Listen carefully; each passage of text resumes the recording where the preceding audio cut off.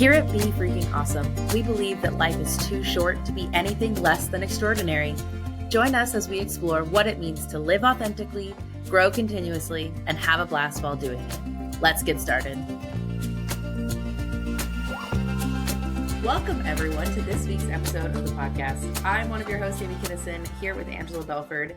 And this, if you are listening to it live here in the moment, this is the start of Mental Health Awareness Month. It's May. And if you're listening to it not live in the moment, fun fact, May is Mental Health Awareness Month. What a fun fact to bring awareness to all of our mental health. We wanted to start somewhere a little bit different than talking about specifically like what different mental health diagnoses there are. I don't know, different things like that. And we wanted to talk about going to therapy because frankly, it is a really, really, really, really, really, really, really, really important tool that you could be using. What do you think I was going to say? I don't know. I was like, that's a lot of realies. I don't know where we're going. That's funny.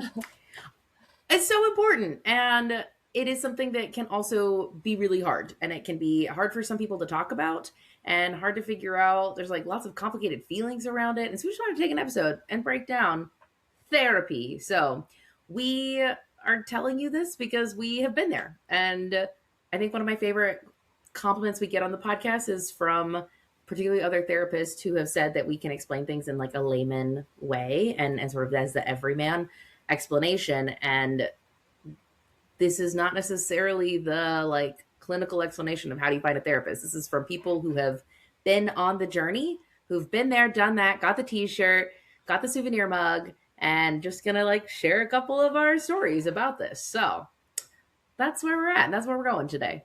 So I want to tell where this started. Sammy was about 12 or 13 years old. This is what I love about the story is that she's probably not going to remember exactly the story, except that I've told it so many times. But unlike last episode where she was all like correcting my story, wrecking me in the middle of it, for starters, Sammy was a late bloomer. It was late in her high school career before she started the crying, weeping teenage girl stuff. So we didn't have a ton of that. But this one time he just like got really upset by something I said or I did. And she's stomping upstairs. And I said, I'm going to go write down what really happened so that when you talk to your therapist, you will know the real truth and not the made up story that is going on in your head right now. And she like leans over the railing and says, Mom, you should not tell us that we're going to have to go to therapy. She slams her bedroom door. As every good teenage girl knows how to do. And I was like, because I knew she had misunderstood what I was trying to convey. I'm not at all trying to say that I was doing it in the perfect way and she was mishearing me. I'm trying to say that we were not communicating well. And so I said then and say a lot, if you were raised by humans, you are absolutely going to need therapy. If you're raised by wolves, you might not. You might not. That's not true, Angela. If you're raised by wolves, you also need therapy. I didn't say you didn't. I'm just saying you might. I don't know. I don't know people raised by wolves, so I can't verify. Are going to use that statement to say, well, if people raised by wolves don't need therapy, surely my like good-natured, well-intentioned, loving human being parents can't be worse than wolves.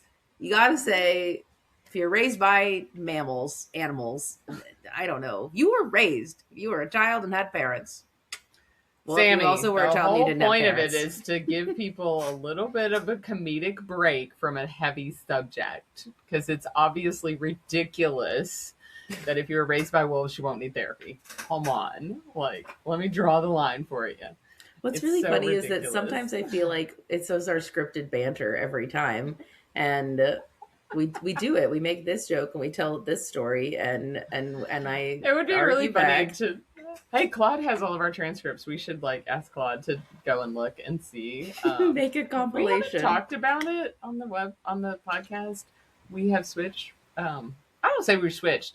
We have added a tool to our toolbox, Claude.ai, because earlier this week it was not giving me what I wanted, and I had to switch to the OG ChatGPT. and got what I needed to get. Anyway, but that what we're talking about is that everybody's going to need some therapy at some point in time. And what I want to do is I want to normalize it. That's what Mm. I would say. Like I've done in both my books, Said You Need Therapy. We talk about this all the time on the podcast. We used to have a lot of therapists on the podcast. May again in the future, not sure what, you know, but the reason why we're talking about this with Mental Health Awareness Month is because recently I had someone very close to me who doesn't listen to the podcast, so I might as well talk about him. Watch, this will be the episode that he tunes back in on. Right.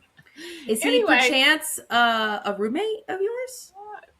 definitely a roommate. Anyway, so been to therapy. Like when we were like the first 20 years we were married, Barry's perspective on the world was that I had so much childhood trauma. Poor me. Any problems that we had were because of Angela's childhood trauma. Of course. He was perfect. His mother told him all the time he was perfect. His mother loved him unconditionally because he was perfect and he was amazing. And he has so many people in his life that he's so sweet and nice to, and he's very helpful. And so he's perfect and amazing. So there's none of our issues. And like, I finally got to the point where I was like, that's fine. You get to keep believing that. And you don't have to deal with your crap. When And she neither do said I. that to him, she was not so smiley about it. Just as like a hint, hint. And then I was like, you don't have to deal with your crap. Congratulations. And neither do I. Hmm. So we got to that point, and he finally did go to therapy. And it turns out he wasn't actually perfect. He was He actually was really a raised by human. humans. He was raised by a human. And so like I can conceptualize and I can understand. Like that was hard to get to that point. And he had a lot of preconceived ideas. And then we got to a point at another point in our life where we went to marriage therapy, which I will tell you that that was very difficult for me because I had gone to therapy when I was 24 for about 13 months. I love my therapist. Love. So I had gotten a lot of healing. And now my marriage was having some issues, and I was a business partner marriage. And so I was like, oh, well, my therapist is great. You should come in and talk to him. And we went 3 sessions, and pretty much, no, not pretty much, almost direct quote, my therapist said to Barry, now this was in the 90s, so I'm going to cut him some slack, but still, now, Barry, you know how Angela is. I don't even know the rest of the sentence because I'm done. I was done. And I literally wouldn't go back to therapy, marriage therapy, or a marriage weekend, or a marriage encounter, I would barely I wouldn't take marriage classes at church with him because I Mm. was not going to have another group of people tell me it was all my fault. I got enough of that from my sweet husband. No, thank you. So, but we did finally get to the point where like something's got to give. And luckily we had some, by this time I've already published a book. I've done a lot of work on myself. I was in therapy. My therapist, Barry, had his therapist. We had his and hers.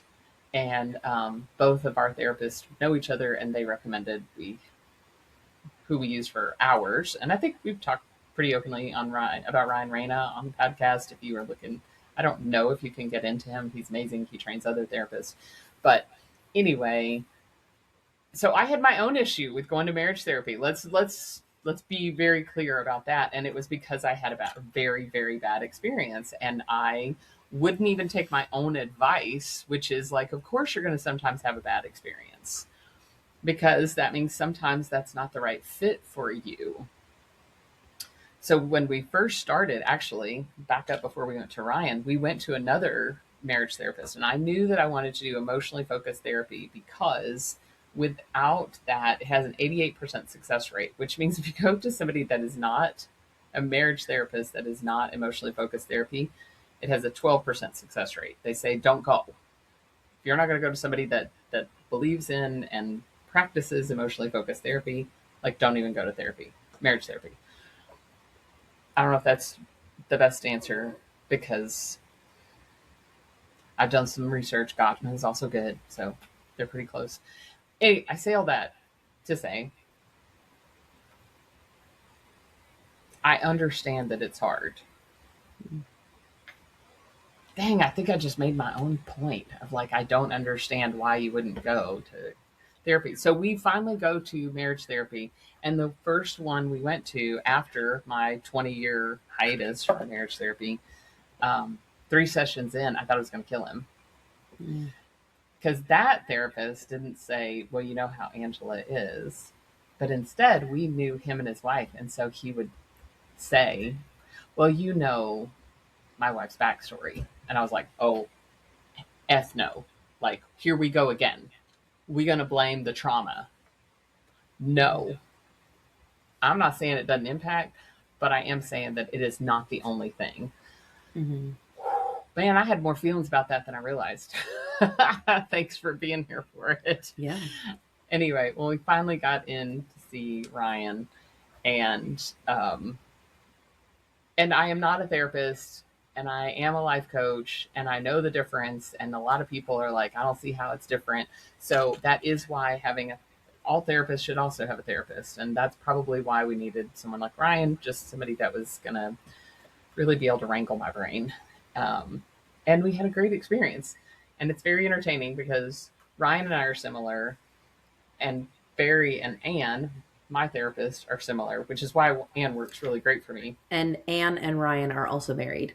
And Anne and Ryan are married. And so Anne, when I would be in therapy, Anne would explain to me what I had done and how that might make Barry feel. But she explained it in girl talk, so I would get it. And I would feel bad, and then I would I would work on myself. So it was very fun to be in therapy, and Ryan would tell stories, and I would just be like, I've heard this story. You messed that one up. And it's also encouraging to be like, oh my gosh, this guy that has a PhD and he has all these certifications and he has all of this stuff, and he still messes up on his marriage. Right. Because he's a human.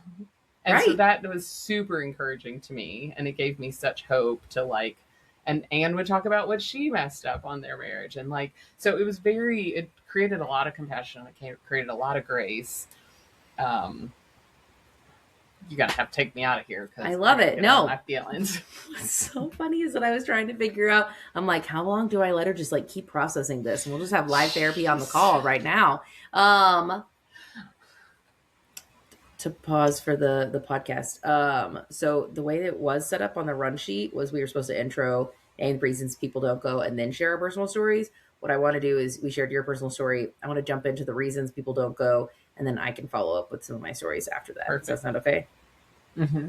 Okay. I shouldn't want you to, I wanted to, since it was a little. Well, and funny because my story just illustrated most of those. Right. So let's pull them out. Yeah. So to give you a pause, give you a little breather. We had a couple notes about some of the reasons that we've experienced that ourselves or people have shared with us or different things like that. Some of the things that we have seen often about why somebody might not want to go to therapy or doesn't go in general. Or won't want to go back. Or doesn't want to go back or different things like that. So we kind of wanted to in the spirit of normalizing it and making sure that you guys know you are not alone. If you've ever had these thoughts, we've had them, other people have had them. Let's share them here. So the first one that I think is really interesting is I don't need therapy. I'm not that bad. I'm not that bad. Not that bad. Therapy is for crisis. Therapy is for like my marriage is going to dissolve tomorrow.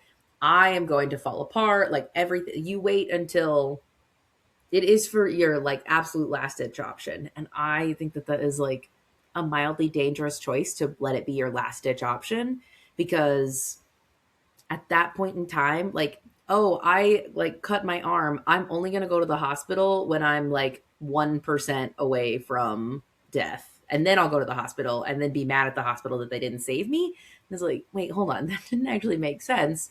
When you wait until you're all the way in like triage crisis. If you have a car and you never, ever, ever take it for an oil change, you never take it for any kind of maintenance, you never take it for anything, and then all of a sudden it seizes up and it's going to cost you $10,000 to replace the engine, why would you wait until it's that late? Right. Why wouldn't you just get an oil change along the way? Get somebody to be like, why did the check engine light come on? And if that's ever happened to you and you didn't realize it was as bad as it was, which I think can happen, Yes. And all the grace. it's really tricky because this one touches on people's like ego and humility or opposite hubris. What's the word? Anyway, but this like, no, I can manage. No, I can. And if I admit that I can't, if I admit that it's that bad, like I don't know how to handle that. And I think that can feel really scary to say something like to have to feel like you're saying out loud, it's that bad that I need to go to therapy. Yeah, and I think that leads it to the next thing that people struggle with, and they think it means that there's something really wrong with me. That there's a lot of shame in our society, and I would argue not just our society, because I've heard some horror stories about some people in other cultures and how they treat therapy and talk about it. There's shame in Um, our world. there's shame in our world. There's shame among humanity Hmm. related to therapy, and and it means there's something wrong with me. And I'm like, yeah, or you're not just not managing it very well. Like, I wonder if this goes back to a little bit of motivational triad core mm, brain protection. Because if there is something wrong with me, that is a threat to death. If I am injured, if I am sick, if I'm going to get kicked out of the community, like if I admit something's wrong, I'm I risk my own safety and well-being, and there is a survival protection mechanism because if you're within like the tribal order, the weaker ones don't make it. Like people who are admit that they have vulnerability, it gets used again. Anyway, there's all of this like, I don't know, primitive, aggressive, violent mentality that if you admit vulnerability or weakness, like that's dangerous in and of itself. And so if you admit something's wrong with you, because I have a flip perspective, I think something is wrong with all of us. Like I'm like, yeah. yes, I actually like it means something's wrong with me, and I'm like, uh-huh. You just now figuring that out? Like you didn't? Oh, I thought we all knew that there was something.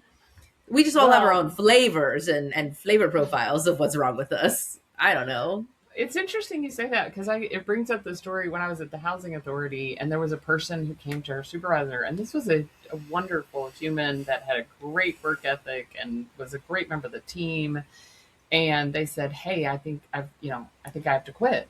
And they were like, "Wait, what's going on?" And they were like, "Well, I've gone and gotten checked out and all these things, and I think they were having like some heart issues, racing heart stuff." And the doctor is like, "I think you need a little therapy." Like they were having anxiety issues. Hmm. And so, because they needed to go to therapy and they might not be able to go to therapy, like they might have to go at like 9 or 10 o'clock in the morning, they thought they had to quit their job.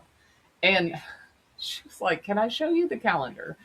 Like, you know how you can see Angela's calendar? Do you see on this Thursday, like every other Thursday, there's an early lunch on her calendar? And do you see that every other Tuesday, I have an early lunch? And early lunch can be at 9 a.m.?" She's like, "Yeah, I've never really noticed that." She goes, "That is code for therapy because anybody can FOIA our calendars, Freedom of Information Act, so they can request to see what is on what we've been doing. And so we put it on the calendar as early lunch in case anybody from the public ever gets a copy of our calendar. Hmm. That's just code for therapy or late lunch because you get a lunch hour every day and you're just Hmm. going to take yours at this time." But she thought literally, because I need therapy, I have to quit my job. Yeah. Stop it. No. No. So the next big reason that we see that people might not want to go to therapy is I don't want to dig all of that up. Like I have specifically used this metaphor before. I really like the closets in my brain where I've stuffed all the scary monsters, and we're going to keep those closet doors closed. Because obviously nothing will happen if I just keep all of the scary stuff inside the closet doors. There's no way that mold is going to like spread from there and infest the whole house. No, no, no, no, no. The problem will stay contained in this nice, tidy box, and I don't have to look anywhere else. Don't have to pull up any dirty carpets that things have been swept under. I don't want to dig all that up. I just want to keep it nice and tidy behind a closed door. I think when it comes to this, there's definitely some people that like go to the extreme on they just go to therapy for 15 years and they blame everything on their trauma and everything on their problems, and they don't actually improve and get better. And so, therefore, then somebody says, oh no, I don't want to do all that. And we also have, the TV shows that are like, tell me about your mother, right? And I get it, but here's the other thing is you may not have to dig it all up. And you might. Because when I talk about the fact that when I was 20, what was I, 25, when I had 24, when I had my nervous break 24 when I had my nervous breakdown, and I say that 13 months I had to relive all the pain and dig out all the pain. But here's the thing: 13 months was actually somewhat efficient compared to 13 years 18. of pain Yeah. that I would have to continue to inflict on me and inflict on my children. And yeah, so, and you may not, if you don't have tons and tons of trauma, you may not have to dig it all up. Yes, and also, we're just like a ray of sunshine over here. Uh, there are, I really appreciated at times when you have shared within your story a silver lining of being with four different families before the time you were 18 is you knew that the rules were really made up. And you didn't have to live with any one single person's dysfunction for 18 years. You didn't live in the same dysfunctional household that you're like, well, this is what everybody deals with. And so you may not have had a lot of like capital T trauma, but you might have endured, if you had like one big traumatic moment or hundreds of small Paper traumatic cuts. moments, hundreds of paper cuts, Things still it's get infected. still, they still can get infected and it still can be. And so even if you're like, oh, I didn't have all this trauma growing up, but like, my mom never hugged me, like never once. But like, I always was fed, was never homeless and was never abused. But like, my mom never showed affection to me and I never felt loved. It's like, I hate to break it, but like that Or your might, mom was hypervigilant and you had to be perfect all the time and you couldn't go to the club and like, fidget at the and because otherwise then you might, you know, yeah, yeah, it still causes some stuff. still causes some stuff. Hate to, so sometimes when you don't want to dig all that up, I will also say on the encouragement of this, a therapist who is like doing their job well is not going to like, okay, well, let's just take a big trash can of your childhood and dump it all out. All right, see you next week. Like, you are going to, my experience has been, we're going to like wade in slowly and we're going to, And yeah, typically you're only going to dig up what is related to the thing that is like really not yes, working for you right now. Like if there's stuff about your life that's working, you're probably not going to have to dig that up. yeah. So, Anyway, um, what's our I, last one? the last one is I tried that once and they were terrible, or I don't even know where to start. How do you pick a therapist? I've had so many friends that have had terrible therapists, all along the idea of it's too complicated. I don't know how to find one. I've tried it once and they were terrible, all of that. It's literally there's some logistical friction. I will say, so in my experience, I have had, I will say in my experience, I have had to work with a couple of different therapists and to like find the right person. And so I was lucky that my first job out of college had a little bit of therapy benefit to it. Actually, I don't even think I used it at first. I think I just paid for it on my own the first time I went. Um, I had some family recommendations of a good therapy center in the area. And so when I reached out to them, they did take my insurance, but I still had to pay a decent amount. I met with two different therapists. It was like I met with first one, and in the first session, I was like, I did not get along with them, and just like they were a fine person. I just didn't love it. So then I went to the second therapist, and it was like, okay, cool, this is good. And I went there year, 2 years. I don't know. It was a decent while, like pretty regularly. Then I stopped at some point, like it kind of like, okay, I feel really bolstered. I feel like I can kind of fly the nest and go on my Stabilize. own, Mm-hmm. stabilize for a little bit. Then they did, that was when work announced they had an employee assistant program that they were rolling out. And so everybody would get up to 6 free therapy sessions, but it had to be some via network. And so I was like, that sounds great. Let's go get some free therapy. I'm all in for this. I did not particularly like the therapist at all. I did my 6 free sessions, and then when he was like ready to make the sale and like close to like sell more, I was like, nope, thanks. This has been nice. I'm out. So, it's very interesting.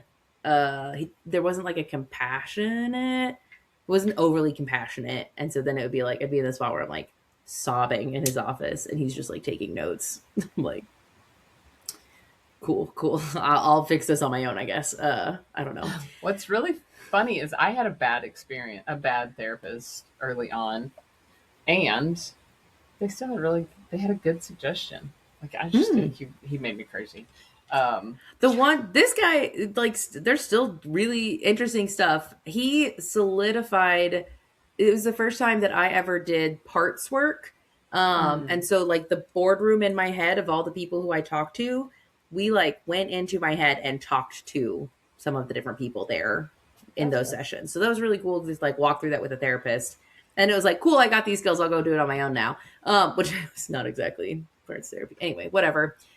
I then the pandemic came around, I started going to therapy again after the pandemic and after I'd had my firstborn son. Things were not great for a little while.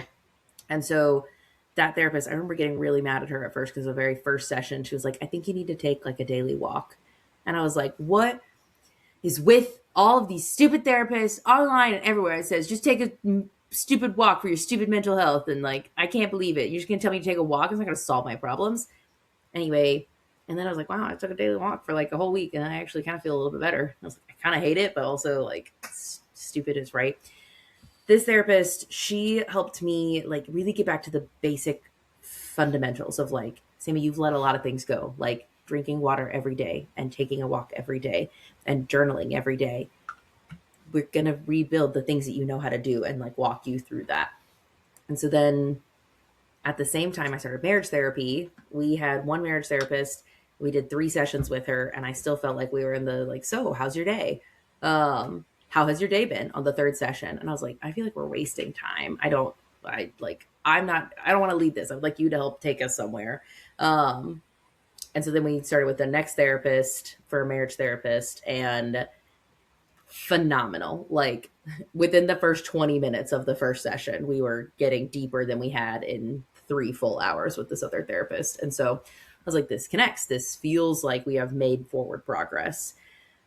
Um, Recently, last year when we started our adoption journey, I was like, I want to make sure that I'm doing good car maintenance, and this is going to be a lot and it's going to be hard. And before it gets really hard, I would like to start in with a therapist again just to have like regular checkups. And I felt like I had moved past where I was at of like building the foundation building blocks. And so I didn't really want to start back again with the same previous therapist. I shared that with the therapy center. I was like, hey, I don't want to do this. I'm looking for something a little bit more advanced, a little bit. I've got more complexity going on, and this. Anyway, I kind of communicated like I'd like somebody who can handle more complex things. And so then I got connected with this therapist. It's probably the first time that I've ever like locked in with one therapist when I started. Every other time, I've had at least 2 therapists before I got rolling with so something.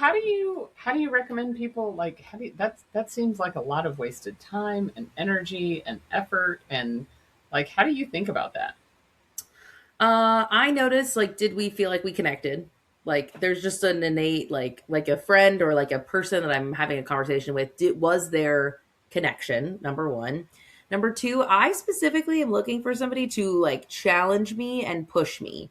I don't want somebody to just say, "So how was your day?" Well, that's fun. What else? Like I'd like I want us to go deep. I am ready for that and I need my therapist to be willing to help push that forward. And so like how does that make you feel?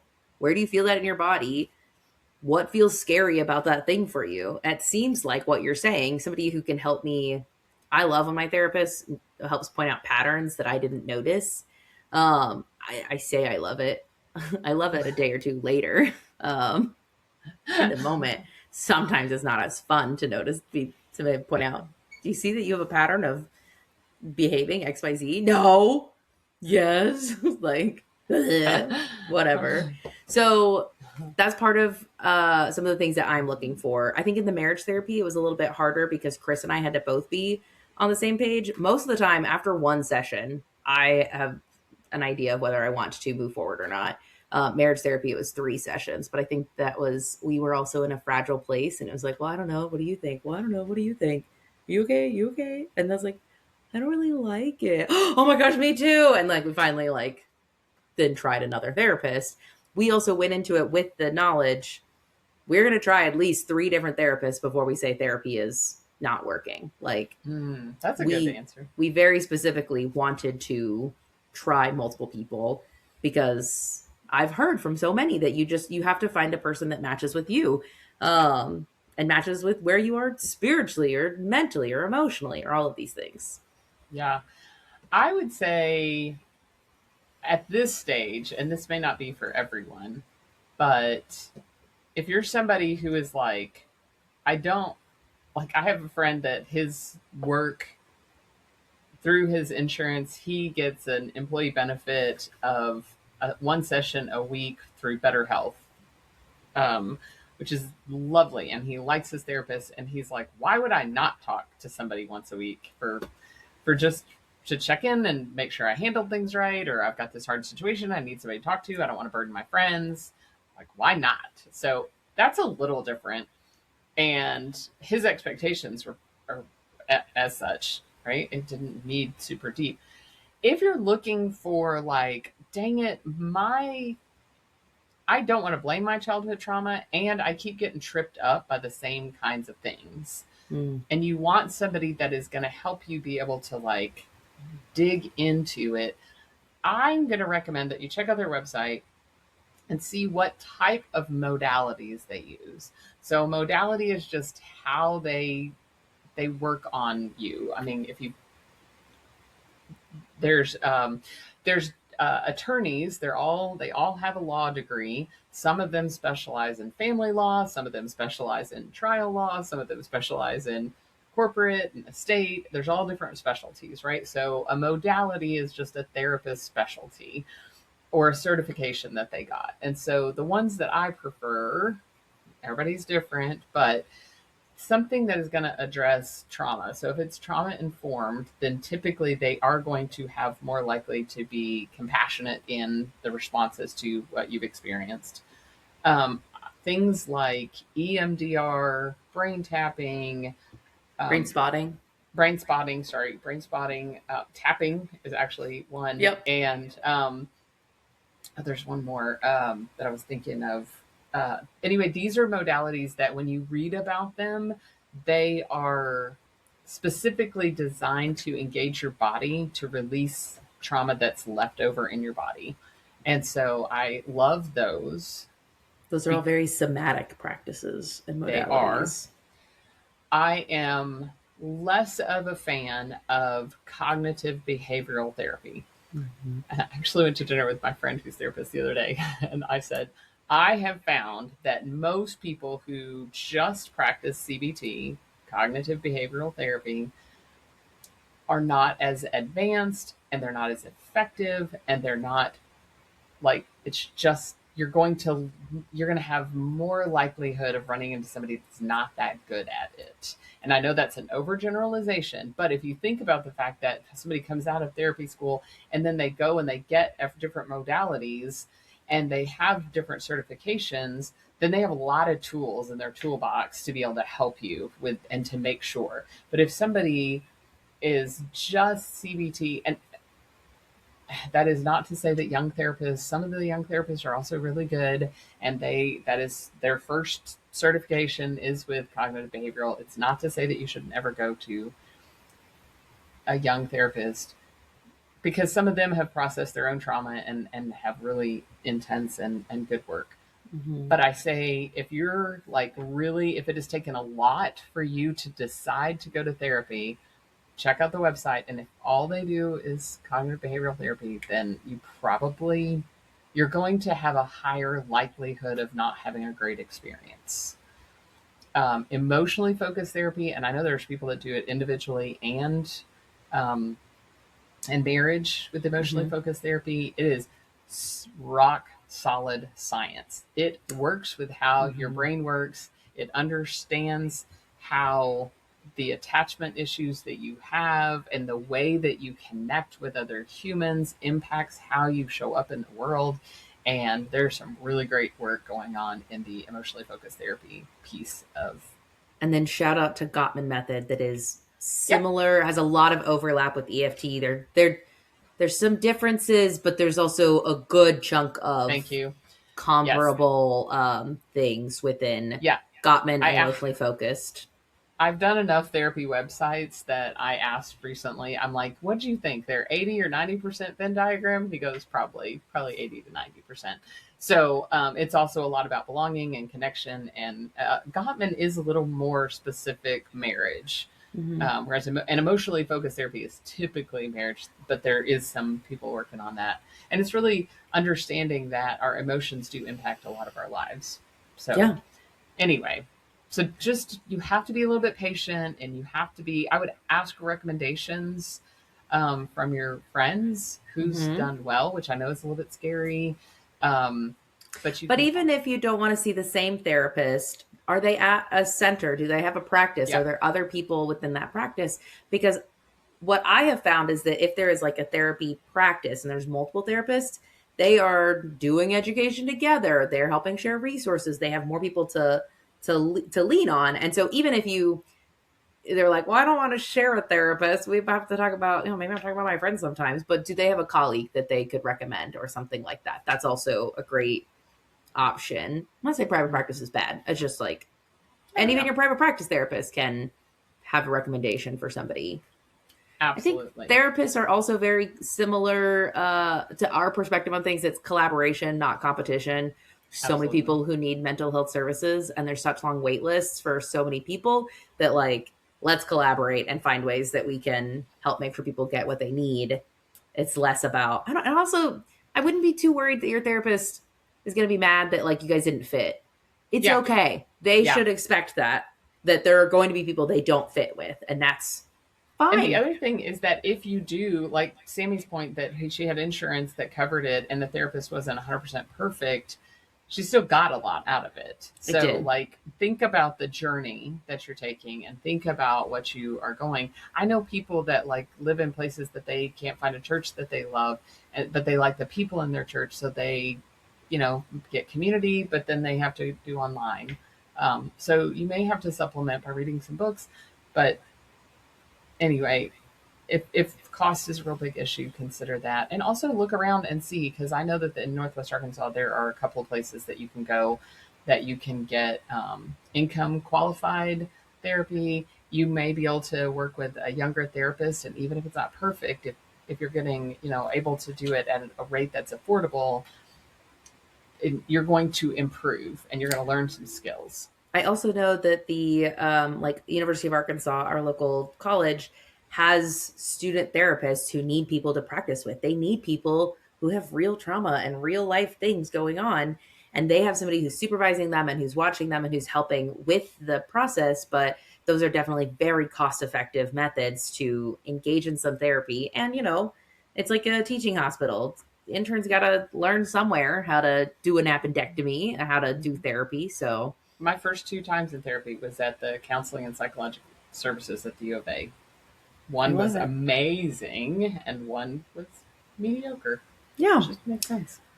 My invitation for you all this week, our invitation for you all. If you are somebody who has been thinking about going to therapy or who has wondered, maybe I need therapy or maybe it could be helpful, go look, do a Google search for therapists near me and just do a search. Look at their website. You do not have to call. That's not the invitation this week. You don't have to call. You don't have to book, but go start looking. Like, look online and see what's available near you, see what resources are there, and just start the process of taking one tiny baby step in that direction. See what happens next. Shout out to my sweet husband who's back in therapy. Woo! Holla! I love it. He says if you're married to an author, then you your life is open. So just all those people that feel bad for him, don't. That's so funny.